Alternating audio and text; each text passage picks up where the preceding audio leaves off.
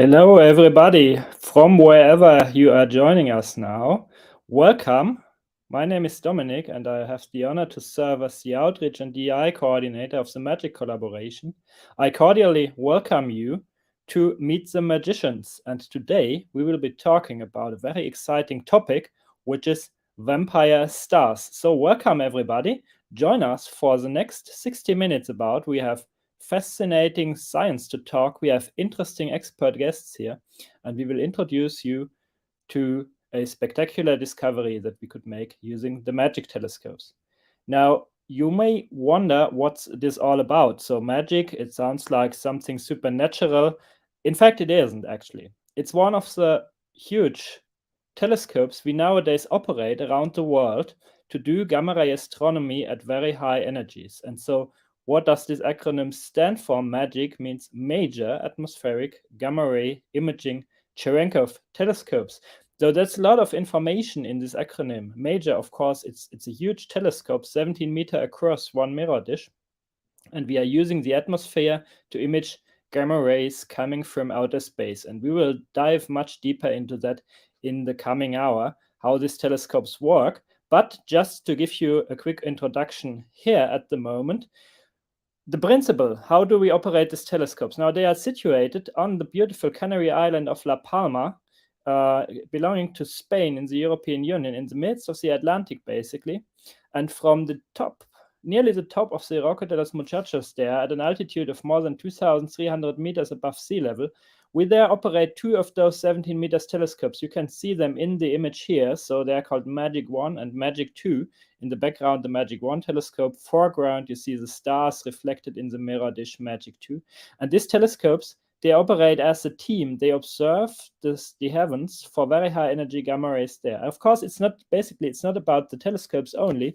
You need a lot of humans, human creativity, human workforce to operate such telescopes. And so the collaboration, the magic collaboration that operates these telescopes, it encompasses more than 20 institutes and far more than 200 scientists, engineers, technicians, and administrative people. Okay, now taking a quick look at the basic principle how these telescopes operate, what happens is that gamma rays at very high energies, they cannot reach the surface of the Earth because our atmosphere is in the way. And that's actually very good. The atmosphere, it blocks those gamma rays from coming to the ground. And in the process of these gamma rays getting absorbed in our atmosphere, so you can see this in this slide here, the gamma ray coming from outer space somewhere and impinging on the atmosphere of the Earth, it produces an avalanche of particles, electrons, positrons, pions, muons. And this avalanche of particles, it propagates through our atmosphere downwards. And in the process of propagating, it produces a very short flash of blue and ultraviolet light, which we call Cherenkov light. And this flash of light is detected by our telescopes. And so indirectly, we can take conclusions about the gamma rays by detecting those particle showers from the surface of the Earth. And this is the trick that we are using to do very high energy gamma ray astronomy without the need to go to outer space, actually. Okay, so, and today we want to introduce you to a new result that we have had the pleasure to discover and publish in the recent issue of the renowned magazine Nature Astronomy. And on that slide here, you can see the title of that paper. It's Proton Acceleration in Thermonuclear Nova Explosions Revealed by Gamma Rays. And you can see the digital object identifier here, of course, and you can also see the ArXiv code. So if you want to jump to the ArXiv repository and get the preprint of the paper, you can do that anytime using that code we display here. And so now in the next maybe like 50 minutes or so, we will be talking with the main authors of this paper from the Magic Collaboration about the contents, about conclusions we drew, and about, of course, open questions that will guide us to the future. If you happen to have questions of your own, feel free to type them in the chat anytime. If you are live joining us here, of course, we magicians will, of course, pick them up and answer them as soon as possible. If you happen to watch us now like offline later on as a video, please feel free to contact us via email anytime. Okay, let's jump right into it. You already see the blood red star here in the background. and you see something going on, and we will be discovering what this something actually is and what we have observed now. Introducing our guests now. We have with us in the studio here, as said, main authors of this paper. And this is Julian Chitarek, who is an associate professor at the University of Łódź in Poland. Hello. This is Alicia Lopez Oramas from the Institute of Astrophysics of the Canary Islands, IAC, at Tenerife. Hello, everyone. This is Ruben Lopez Cotto, researcher at INFN Padova in Italy. Hello, everybody. And joining us from the Max Planck Institute for Physics in Munich, Germany, is postdoctoral researcher David Green. Hello. And we are happy to also have with us today from the Ruhr University of Bochum in the Ruhr area in Germany, postdoctoral researcher Vandad Falach Ramasani. Hello, everybody. So a cordial welcome, every one of you, and thanks for taking the time to join us today here, because this is what makes really this Meet the Magicians livecast unique, that we have the experts right here on stage, and we can now really go into the details of this topic.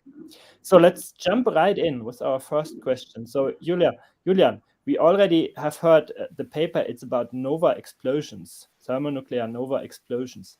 So that sounds like something new. What actually is a nova? Can you briefly explain? Okay, let me share the slide. Can you share my slide? Okay, thank you. So this is how we imagine a nova. So it's a kind of binary system of stars with a small so-called white dwarf star. This is this white thing in here. And a bigger star that can be the main sequence star or a giant, which is this red big one on the left. And what makes it a special kind of binary system is that the mass is flowing from this companion star towards white dwarf, and it's accumulating on the surface on the white dwarf.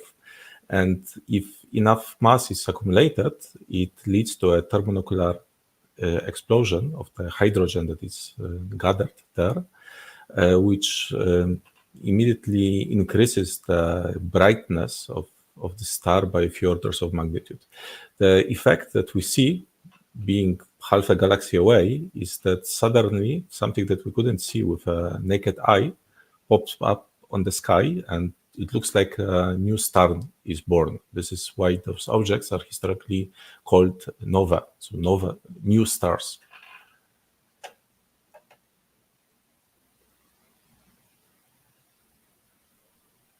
So thanks a lot, Julian. A new star being born, actually being a spectacular explosion with probably quite catastrophic effect in the immediate surrounding. That's fascinating stuff. And now we have often read about this novae, and they are sometimes called recurrent novae, for example. So recurrent nova in a symbiotic system. Alicia, maybe you can introduce us as to why those catastrophic explosions, they could even be recurring. So they happen more than once. Why is that? Exactly. So basically, there are two different concepts here. Recurrent means that they have shown outbursts or explosive thermonuclear events at least twice in a human lifetime.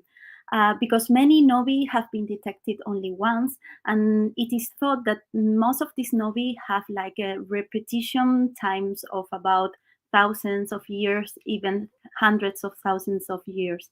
The concept symbiotic comes from the fact that we have a white dwarf and a red giant, as we saw in the previous figure. So most of the stars spend most of their lifetime in what we call this main sequence, which we can see in this plot here. This plot is basically shows us the luminosity and the temperature of a star. So most of the stars are burning hydrogen in their cores and transforming it into helium. At some point, a star like our sun will exhaust, will finish the hydrogen that they have in their core, and will evolve into what we call a red giant. This is it will start liberating the outer layers of himself, of itself. And then when it finishes his life, it will be in the form of a planetary nebula, and the core of the star will condense and will collapse gravitationally, and it will form what we call a white dwarf. So a recurrent symbiotic nova, what it means is that you have a red giant, a white dwarf, and that it displays periodic outbursts from time to time. And in our galaxy, we know 10 recurrent novae up to now. So, and that's actually probably why we sort of converged community-wide on this term vampire star, right? Because it has a reminiscence of a star that's basically already dead, the white dwarf star. Yeah, using fresh material, having a transfer of fresh material, not blood, but hydrogen. But what is the lifeblood of a star if not hydrogen? So having a transfer of this stellar material, and then something spectacular happening. So, and that then in turn leads, of course, to the generation of the gamma rays we have observed. But before going too far in advance of that topic here, Ruben, maybe you can introduce us to actually what do we mean when we talk of gamma rays. So what energy scale and how do we actually detect those photons? Yes. So actually, if you, damn it, sorry, I lost my. I had it full screen. Sorry.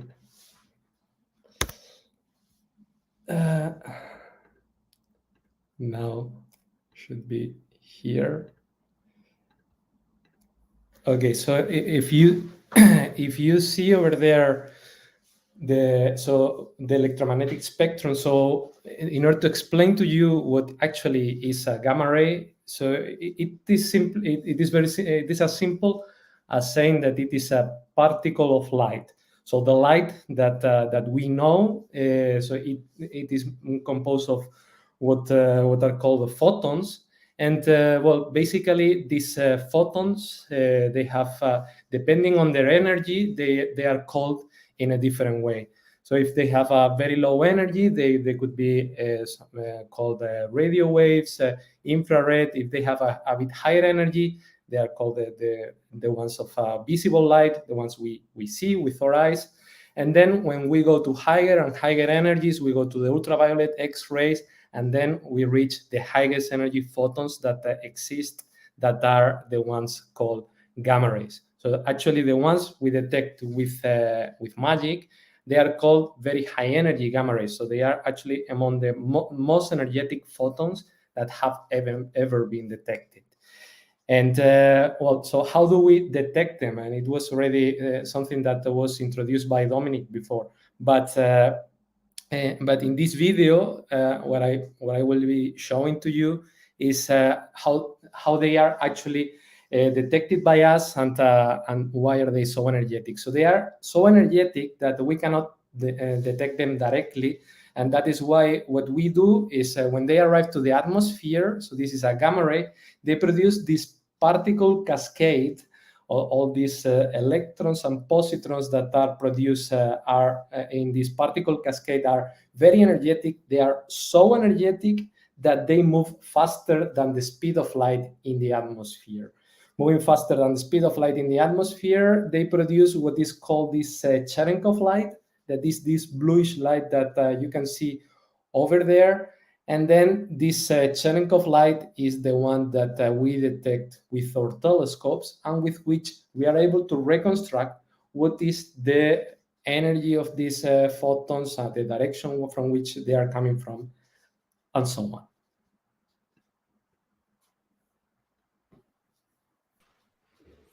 So thanks a lot, Ruben. So we're talking really about the most energetic light, basically, that we are able to detect from the universe. And that, of course, ought to tell us about spectacular, very energetic phenomena. Now, of course, that begs the question, Why is this so relevant in studying those thermonuclear novae? So David, maybe you can introduce us now to what is connecting actually the nova explosion to this fantastic method of detecting gamma rays that Ruben introduced us to.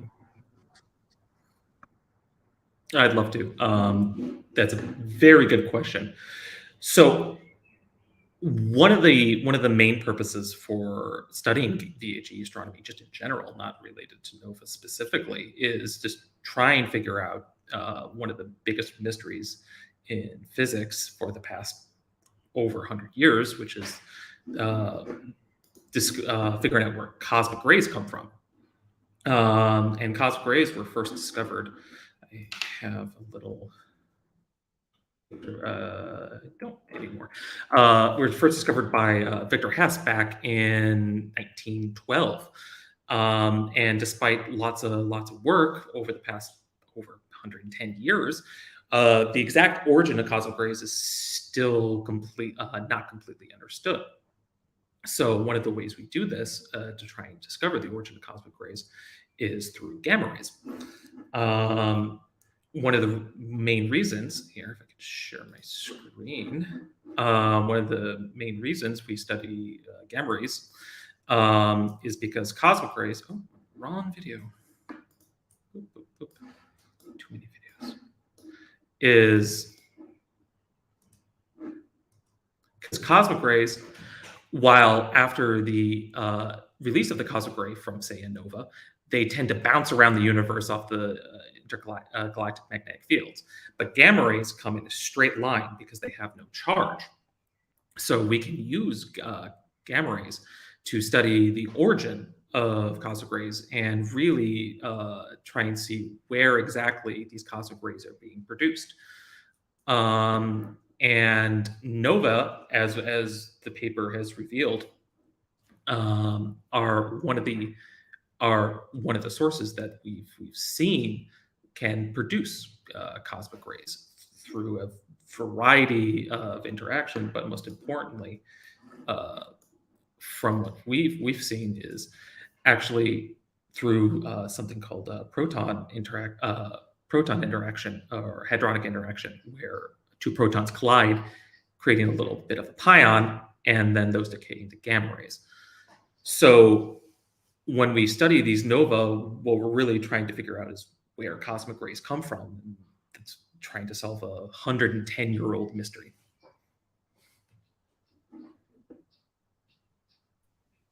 Wow, so a real century-old mystery to be solved. What makes the cosmic rays that permeate our Milky Way, our home galaxy? And now we have like almost a complete arch. So we have this spectacular type of thermonuclear explosion happening, I'd say, quite often throughout our Milky Way galaxy. Now, quite often is, of course, in astronomical terms, something that is not so straightforward. So it's maybe fair to say they are not so extremely infrequent, this nova explosion. And we are wondering, are they powerful enough to serve as such accelerators of cosmic rays? Is that right, David? That's a very good question, and that's a very good question. Yes. Yes. And so I think we moved a step closer in answering this question by observing one special recurrent nova, and that is Ares Ophiuchi in August of 2021. And now maybe Vandad, we can go into a bit of a detail. What is this about, this specific nova? Where it is located in the sky in our galaxy, and what is the history of this object?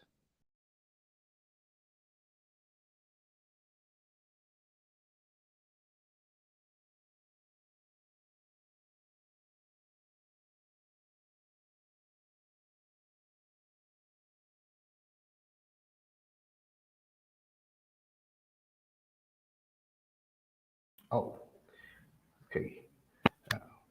All right, so let me just not give you the sky coordinate, and so I can just show you the picture that where this fantastic star is located. So if you look at the sky, so this is from the night of the explosion that happens from the Ares Ophiuchi. So on the northwest of the center of the Milky Way, as you can see here, the Milky Way, so it's Ophiuchi's constellation. And the name is kind of from the ancient Greek, so that's the man who is getting a snake over here. So, and the nova is located somewhere here. And if you want to have a more closer look, you can see that, okay, where exactly it is located. So this is the location in the sky. But as a matter of fact, the distance of this nova is important for us, which is kind of 5,000 light years away from the Earth. And this is the location. So if you need any other information, so the distance and the location, so they are there. So you can just find it also in the night sky between the Vega and also the other two brightest are Aquila and the Scorpio. So, but obviously, one that it's not of a lot of use to go out this night, for example, and look with your bare eye for this nova, because we probably won't be able to see it anymore, right? It's already faded again from naked eye. Yes, that's true. Well, this is a binary system, and with a dead star, as it said, a white dwarf, a dead star, and a giant red star. So the brightness of this type of sources is increasing from time to time, and the interval between this increasing of the brightness is kind of irregular. So it can happen within 9 years, or it can happen within 26 years. So between the last two observations that we have, so the previous one was in 2006, and this one is happens in 2021, which is 15 years apart from each other. So as already said, so the matter from the red giant star is just sucked by the white dwarf accretion disk, and then once we have enough material, then it will be exploded. At the end, this system will be. We think that it will become a type 1a supernova. So we will have a bigger explosion at the end of the life cycle of this binary system. So, but that's probably still a relatively long time off, right? For sure. Right now, just as I said, so for now we just get these bursts every 9 to 26 years, but when it would be 100 to 500 years from now that it just start going through changing the phase towards supernova. So we will have the recurrent nova for the at least rest of our lives. Yeah. So thanks a lot, Vandad. So maybe to sum it up. So thanks a lot, Vandad, and maybe to sum it up a bit, we have this fantastic, powerful technology to detect very high energy gamma rays, billions or trillions of times more energetic than the visible light that our eyes can see, across distances that can easily span a substantial fraction of our home galaxy. I mean, a galaxy like the Milky Way is 100,000 light years across. And for thousands of light years, we can detect gamma rays from such stellar explosions. We think we know a lot about the systems in which such nova explosions happen. And we have a suspicion that those explosions may be powerful enough to accelerate tiny particles to very close to the speed of light, to ultra-relativistic energies, so that they could make up a part of the population of these enigmatic cosmic rays in our Milky Way. Now, let's maybe get in a second round of question a bit more into the details of the study we just presented to the scientific community, and really take a look at what is what we really found out now. Julian, maybe you can guide us a bit deeper into this study and tell us what is so special and unique about the observations we took and the interpretation we made. Can you share my slides again? Okay, so this is the one that I showed a moment ago. Now, this is artistic impression, but if you go a bit more schematic and into details, what is happening there, and what I find really exciting is that it's really a lot that is happening in those sources. And nova have been studied for decades, and this was mostly at the lower energies. And with this, we got some rough idea of what is happening there, but the really interesting things happened around 10 nova in the high energy gamma rays, not the very high energy that MAGIC is observing, but at lower energies, when we knew that some things are happening also at the shocks. So when the matter is ejected from the nova, it interacts with the interstellar material, and then a shockwave is propagating, like when the jet is flying through the air and producing a similar thing. Now, such a shockwave, particles can be accelerated, but the observations that were performed before, even the high energy observations, they were not enough to answer really the question of what is happening exactly in the shock, what kind of particles are being accelerated there, and up to what energies. Also, the very first observations of nova in the GeV gamma rays, they were connected with symbiotic stars, but then we discovered that also classical nova are producing GeV gamma rays. Now we have a first symbiotic nova, the symbiotic recurrent nova, that is producing very high energy gamma rays. So let's see if the story continues, that we'll detect also the classical nova like this. But the main thing is that we are now able to really probe of what is happening inside the shock of the nova. So you say basically there is the explosion happening on the surface of the white dwarf, and of course releasing a huge amount from nuclear fusion. Not so unlike, to use a dramatic term, from a nuclear fusion bomb, maybe, yeah? Mm-hmm. And so this ejects a lot of matter out into the universe, and this matter then it crashes into the relatively calm surrounding interstellar medium and produces this shock wave. So what velocities are we talking there? How fast is this matter that is ejected from the white dwarf? It's thousands of kilometers per second. Thousands of kilometers per second. So that's really an unearthly speed already, right? So I mean, escape velocity from the surface of the Earth is less than 12 kilometers per second. So that's really, really going very, very fast. So we can imagine there's a very strong shockwave being generated, and this then serving to accelerate particles in that shockwave. Now, magnetic fields, they also play a role in there, right? Yes, you need some magnetic fields to keep the particles in the shock, but with this we know much less. We can do some estimates based on what we are seeing, but it's very tricky to really measure them properly.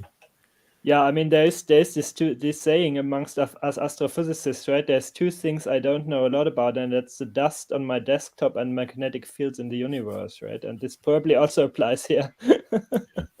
Very good, yeah. Thanks a lot, Julian. So that's already like taking a really deep plunge into the physics going on there. Now I wonder one thing. I mean, Vandart, you told us that this has like a recurrence cycle that is around 15 years. Now that I understood that correct, right? Yes, that's true.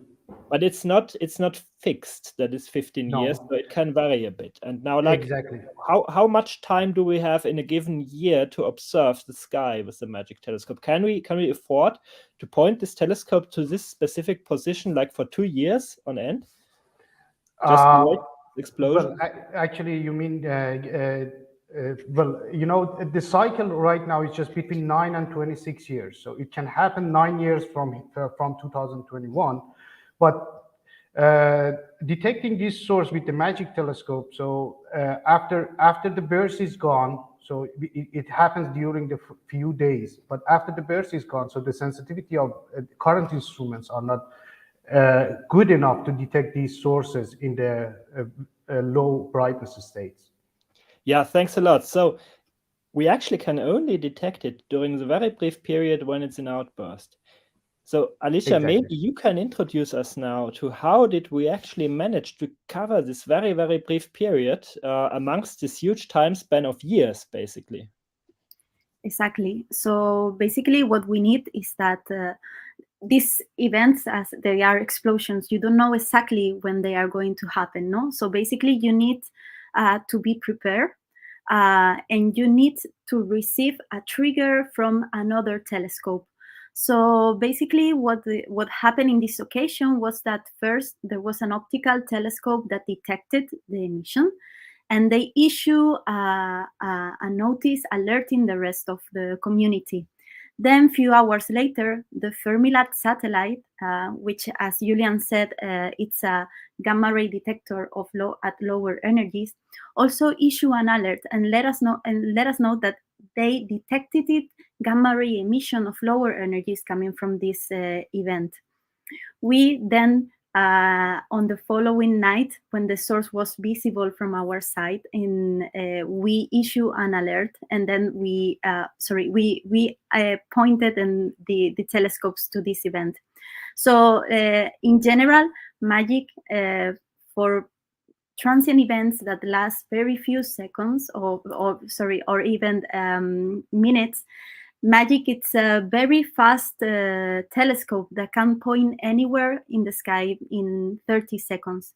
In this occasion, we didn't use this super fast repointing because we started observations some hours after the first report. But this comes very useful in other occasions, like, for example, gamma ray burst or similar events. So actually, that's what we did. A few hours after we received the first alert, we pointed our telescopes and we observed for several nights in a row, and we detected it. So thanks a lot, Alicia. That sort of solves this question on how could we know that this nova was going on? And of course, how could the community know? Because we have to say it was a huge concerted effort internationally, a lot of telescopes, a lot of wavelength regimes taking part in these observations. And I think it really, really paid off because we learned a lot. Now, maybe we can try to sort the MAGIC observations into this concert of international science. And Ruben, maybe you can give us a bit more details about how do the MAGIC observations integrate into this concert, and what did we actually learn specifically from the MAGIC observations? How do they combine with maybe lower energy observations? Well, so actually, what I wanted to mainly talk about was to what did we learn with these observations, right? So the take-home messages, let's say, were mainly from the mainstream. There were two. So first of all, the fact that the thing that what we were actually seeing were protons, and actually these protons, they were highlighted in the title of our paper, because we said it was proton acceleration in thermonuclear nova explosion revealed by gamma rays, right? And why is it so important that we saw protons over there? So before, there had been many detections of lower energy gamma rays with Fermi, with the satellites and so on. But with the detection of these very high energy gamma rays, we were able to actually pinpoint that the particles that were underlying this emission were protons. Before, there was a doubt on whether there were electrons or protons doing that. And now we could say with a very high level of certainty that it was actually protons. And then it comes the question of these galactic cosmic rays, that are these particles that are everywhere in the galaxy. We do not really know where they are coming from. We need to understand which sources are producing them and so on. And we know now that novae are actually the ones that are actually one source that are contributing to these cosmic rays, right? And yeah, let me put it full screen for you. So we already know that the contribution of novae to these galactic cosmic rays is there, but we also know that it is pretty modest. So the bulk of these galactic cosmic rays have to be coming from elsewhere. And then the next question we wanted to answer, we answer with this paper mainly, was whether there are other novae emitting also in very high energy gamma rays at the same level as the ones that we are as the one we have measured. And as I said, there were other novae that were detected in lower energy gamma rays, and they had never been detected at very high energy gamma rays. And here on the left, in this plot, what you can see in red is actually the flux from Ares Ophiuchi compared to the ones of the other novae, and we see that it is higher than the others, but it is practically more or less the same shape and so on. So it could perfectly be that there are other novae over there emitting in very high energy gamma rays that we do not know of. And we do not know of them because we observed them with telescopes, very high energy telescopes that were not sensitive enough. And that opens a window for we are at the moment constructing the next generation of telescopes of this type that will be 1 order of magnitude more sensitive. And in principle, that will open the door to detect many more of these kind of events that we had detected. Thanks a lot. So basically, to paraphrase, what we think we have learned is that now we had this suspicion that those thermonuclear explosions, they could be responsible for accelerating protons to energies sufficiently high that they would make up a part of the population of cosmic rays. So the century-old mystery dating back, of course, to the famous balloon flights to the upper troposphere, and measuring an extraterrestrial component of ionizing radiation then. And now, through these gamma ray observations, we have learned that at least for this specific object, Ares Ophiuchi, that actually happens. So protons are accelerated with high probability to those energies.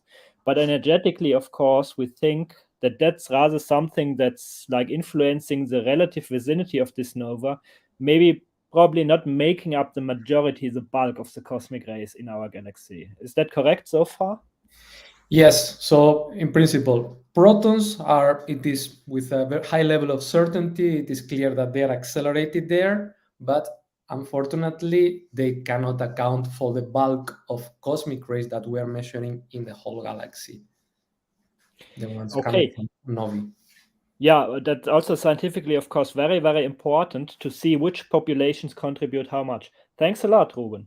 Now, David, maybe we can go back a tiny bit to your fantastic picture of the Milky Way that we saw. And so there's the explosion going off, and then, of course, the cosmic rays propagating, influenced by magnetic fields, scattered by magnetic fields on very complicated paths through the galaxy, and the light traveling rather directly. Now, I wonder, in this volume of the Milky Way galaxy, I think from observing external galaxies like the Andromeda galaxy, where we have a global look there, we seem to know that there's like between 30 and 80 nova explosions in one such a galaxy per year. So that's already a lot.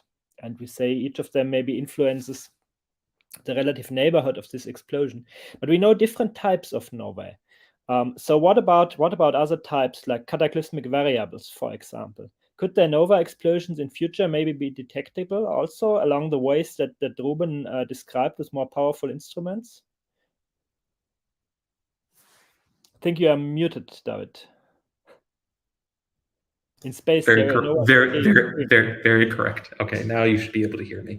Of course. So I have a little animation provided here by Ruben on nova that have been observed within our galaxy. These are galactic nova, so not necessarily extragalactic nova. Starting in observations in the 1600s, so they go way back. And as you can see here, that it's not necessarily that the rate of nova is increasing over time, so that our telescopes are getting more sensitive over time. But the highlighted nova, the ones within blue and within red, are particularly interesting ones because those are ones that have been detected in gamma rays by the Fermi Gamma Ray Space Telescope, specifically the Large Area Telescope on the Fermi Gamma Ray Space Telescope. And their first discovery was 12 years ago. I can do math. In 2010. And that was with the nova V407 Cygnus. And they were kind of at the same point at that time. Is, okay, do we detect nova just in. And V476 is very similar to RSO if it's a recurrent nova. So there was the big question at that time of is this just a feature of recurrent nova, or do classical nova also emit gamma rays? And then quickly, right after, they detected gamma rays from a classical nova as well. So there is hope that we should be able to see gamma rays and other gamma ray, detect gamma rays from very high in very high energy gamma rays from telescopes like MAGIC and possible future telescopes and observatories like the upcoming Cherenkov telescope array, which will be much more sensitive. But this is all kind of a function of either how close they are or how bright they are, and also what the weather in La Palma is like. If the weather is not very good, then we can't really do good observations. Or if the moon is too high, we can't really do good observations, as Alicia alluded to. So it's a bunch of factors all kind of come together to really for us to be so lucky that we were getting these observations. And in fact, there is another nova that I think a number of us are very interested in a few years. This is nova TCRB. So this is a nova that was previously observed 2 times, one time in the 1800s and the last time in 1946. Yes, Corona Borealis. T Corona Borealis. In 1946. And the most interesting thing about this source is it is potentially 2 to 3 times closer than RSO. And you can see here on these 2 little optical curves overlaid that TCRB, Corona Borealis, is much brighter than RSO, and also has a very interesting shape that lasts months. So, and the very interesting thing about TCRB is it's set to go off any day now. Current estimates are sometime between 2022 and 2026. So we'll definitely keep an eye open for this next nova, and hopefully we can catch it and learn a lot more with much closer and brighter nova. But of course, that means we're also searching for classical nova, which as Alicia also said, seem to go off one time. Now, whether they go off one time or maybe the recurrence rate is 1,000 years, can't say. We haven't been doing astronomy for 1,000 years.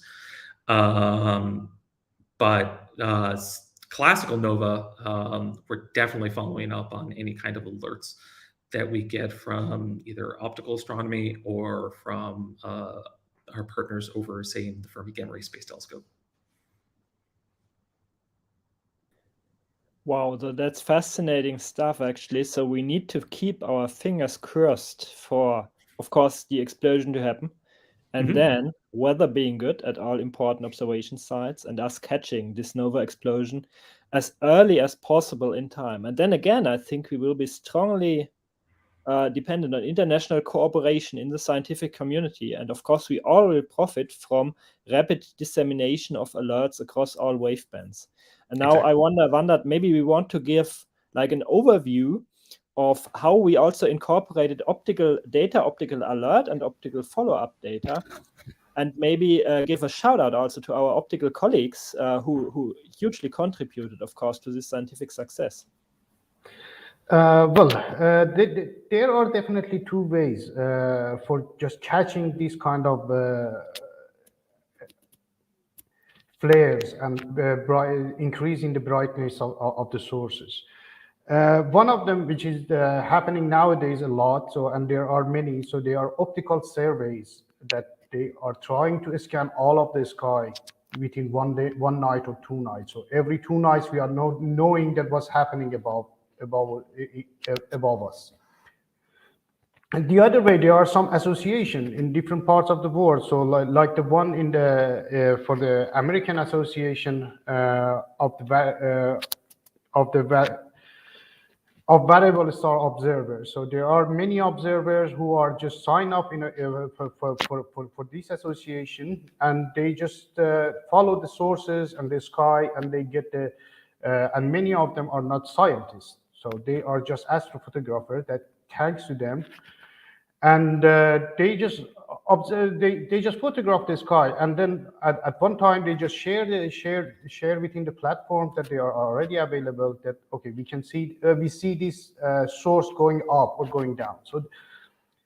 So we have to try to just scan as much as possible of the sky every night to just catch it when these sources are brightening. So for example, for this particular source, it was the Brazilian astronomer Alexander Amorim who just posted the first brightening of these sources when the magnitude was going up from 12 magnitudes in the visual band to 5 magnitudes. So, and yeah, he just catch this source with a Canon 11,000D camera. So it's not a very sophisticated system, but there are many people who are just trying to catch nice picture of the sky, and then yeah, in the middle of that, we can just get some scientific stuff out of it. And once we get this alert and this is started, then we just move toward, okay, so let's just focus on this source. Then we just use an optical telescope, 80 centimeter telescope in Spain, so Juan Oro telescope, and we just follow this source with that telescope, which has better resolution and better capability to catch this. And also the another group from the Italian group to follow the sources and the data that we use in this paper. So they are from the Italian group and also from the TJO telescope that we put together for the scientific work. Thanks, Vandad. So, I mean, that's really, really interesting. We have also cases of successful cooperation between amateur astronomers contributing, for example, to this AAVSO data sets, professional astronomy across all wavebands. So that's really a heartening example how international collaboration can work nowadays, and a big success story to unravel this decades, century-old mystery of what are the sources of the cosmic rays in our galaxy. Now, maybe let's take a look into questions from you, our viewers here, of course. And I see in the chat we have one question about if we do also expect neutrino emission from this novae. I mean, I think that's a question that's understandable. There's fusion reactions going on, and like the fusion reactions happening in the core of the sun, for example, we know that they produce a copious amount of neutrinos. So do we also expect neutrino emission from such a classical or symbiotic recurrent nova? Julian, maybe you can answer this question. Yeah, it is a very good question. It's also what we were wondering. And there are quite a few neutrino instruments that operate at different energy ranges. And it is a natural thing, because when you expect proton interactions, and we saw that there are protons inside, you also expect neutrinos. The problem is that neutrino astronomy is very difficult. It's very hard to catch neutrinos. So the sensitivity of neutrino instruments are much lower than the corresponding sensitivities of gamma ray instruments. So when we did the calculations and compare it to some instruments, it was that either the energy range in which we expected the neutrinos to appear was not matching the instrument, or the sensitivity was orders of magnitude too low to really detect something. So we believe that neutrinos are there, but simply we cannot detect them with the current instruments.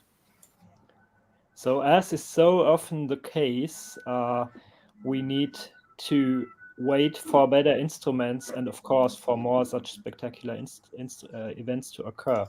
Very good. Thanks a lot, Julian. So let's continue with the questions. There is a question asked to Alicia. I read, actually, but don't see the question right at the moment still. But we have a question maybe that we can take in between, and this is about Okay. There's a okay. So there was the question. Thanks. Maybe Marina, you can exactly. So and then maybe Alicia, you can answer.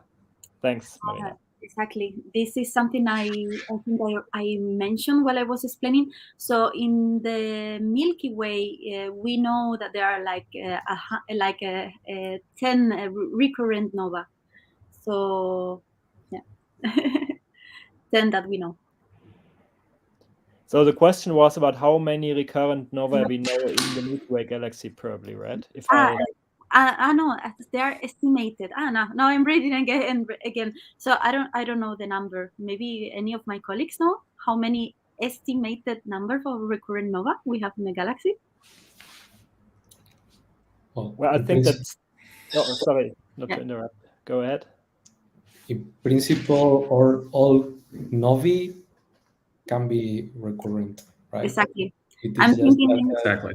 the period of recurrency can be much larger than the one we've been observing then, right?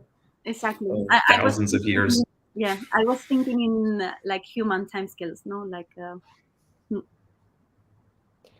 Thank you.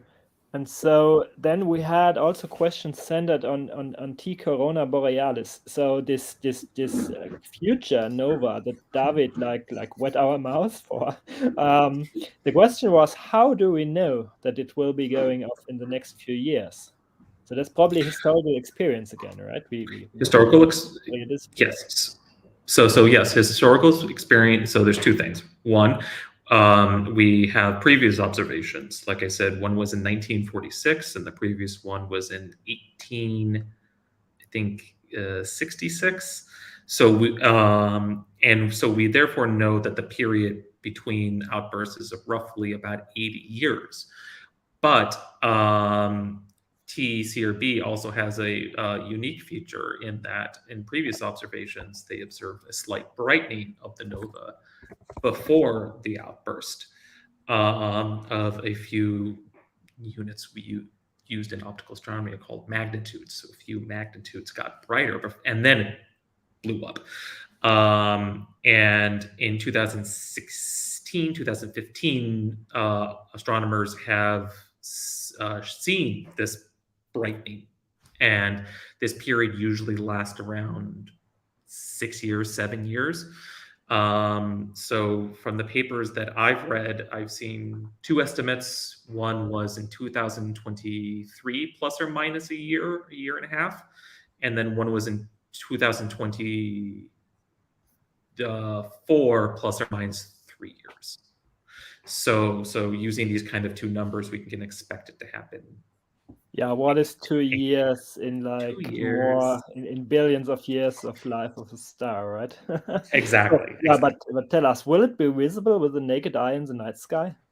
Yes, it'll be based on previous observations. It should be one of the 100 brightest stars in the galaxy, or in the sky. Not even the galaxy, wow. the sky. So that will be actually bright. very interesting to follow. Also, we will make sure to make an alert if it goes off, of course.